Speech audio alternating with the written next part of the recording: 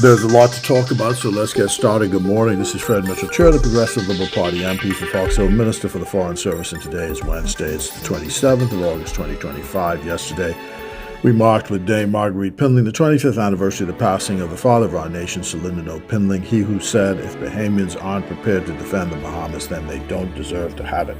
Rest in peace, sir. I'm heading the Bahamas delegation to the CARICOM festival called Carifesta in Bridgetown, Barbados. It is a replay of my first visit here to Barbados in 1981 for Carifesta. My first Carifesta was in 1976 in Kingston, Jamaica, and the late Winston Saunders introduced me to the late Professor Rex Netherford and the National Dance Theatre Company of Jamaica.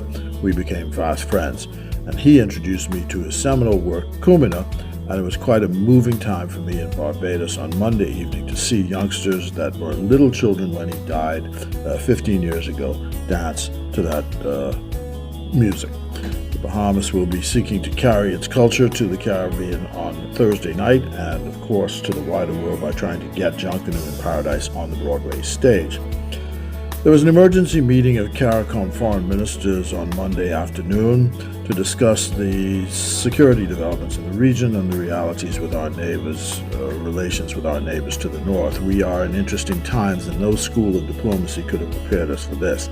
In this connection, it again behooves me to say to Bahamians that this propensity to adopt and embrace every rumor and nonsense posted online is doing damage to your mental well-being, not to mention our country. And some of this stuff comes off as entirely irrational and deranged.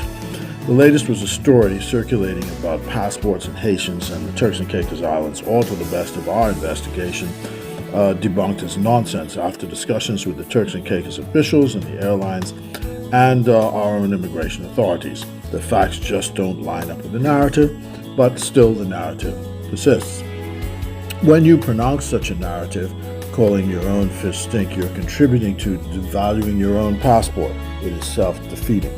So what I say is to people of goodwill and PLPs, embrace the rational conclusions before jumping to irrational conclusions. That will be best for your own mental well-being and for the country as a whole. So our friends at COI, the group we call the Coalition of Idiots, the COI has produced an 80-page document on education. Only trouble is the chief of the COI, Lincoln Bain, has all the answers except this one. Pay that woman the $64,000 you owe her. We don't need to hear no long story from you. Just pay her what you owe her. And you can take it from that $100,000 that you owe me, you set aside for all Bahamians. Use it and keep the change. We don't need to hear nothing else from you. Just pay the money. As for Mr. Know-It-All, the leader of the opposition Free National Movement, when your constituency association gets in the way of getting a nomination for Dr. Dwayne Sand, your chairman, just hold a convention and change the rules. That'll fix it. The fix is in, ladies and gentlemen. PLPs of goodwill, and that's why we want to make it clear. God bless you. God bless the Commonwealth of the Bahamas, but across the country, it's still PLP all the way.